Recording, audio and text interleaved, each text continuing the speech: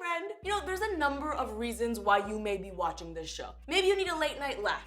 Maybe I'm interviewing your favorite celebrity. Maybe you left the TV on while watching Seth Meyers. You know what? All valid reasons. But I don't think that a lot of you watch the show to get financial advice from me. And I get it. Real talk, I'll be the first to admit, I'm not very savvy when it comes to finances. I take that L, I put it on my back, okay? I'm admitting it. I know my strengths and weaknesses. But like you, over the past few weeks, I've been hearing a lot of conversations about GameStop and the stock market, and I just have to politely nod along like, of course I know what you're talking about, yeah? Uh-huh. I use the same tactic when people approach me and talk about Lord of the Rings or Bitcoin, just... But then I thought, if I don't know a lot about this, there's a chance that maybe some people out there also don't know a lot about this, and I get it. It's intimidating. You don't want to be embarrassed. You don't want to ask the dumb questions. So, to avoid you having to ask the dumb questions, I asked the dumb questions. So here's what I did. I got world-renowned financial guru Susie Orman to come and school me. Check it out. Susie, what is the stock market?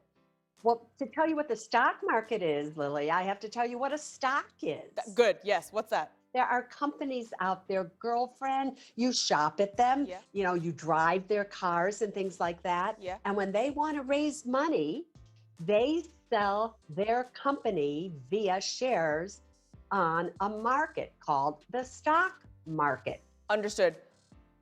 Are shares and stocks the same things then? Yes. Got it. All companies have stocks?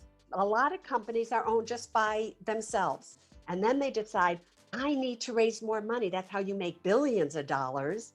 And you do something called going public so that the public can buy your shares that you are selling them. This is great. I'm completely got following that? along. Are we Will. Okay, so question. Recently, there's been a lot of conversation around GameStop. I know what GameStop is as a store. I don't understand how it relates to the stock market. I don't get the conversation at all. Can you break it down for me? GameStop, the stock isn't doing so well. And now you have professional investors that are looking at it and go, you know what? I think this company may very well go out of business.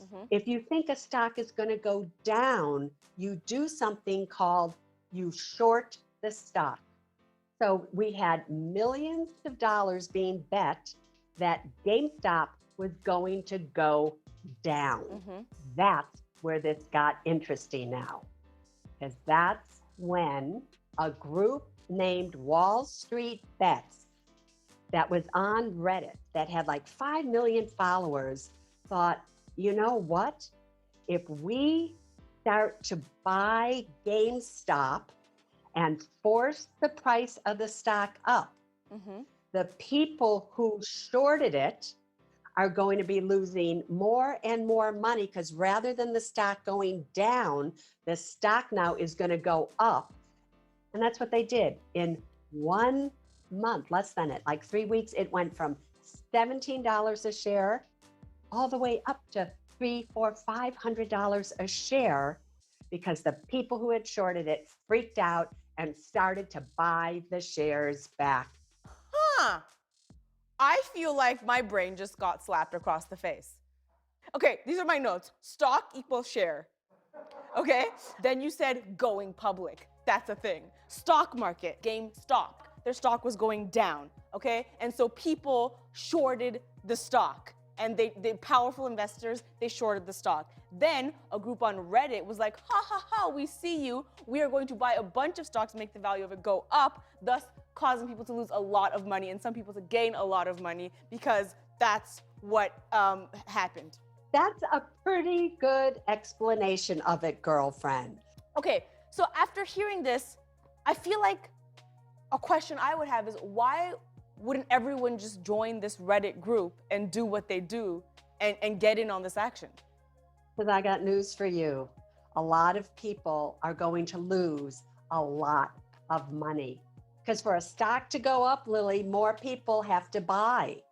And if everybody's bought and the stock isn't really worth anything because their earnings aren't good and it isn't a good stock to begin with, it's going to go back down again to where it was, which is $17 a share. This is incredible. I learned so much. I learned more today than I've learned in my past 5 years. Thank you so much. I'm taking my learnings back to my rent.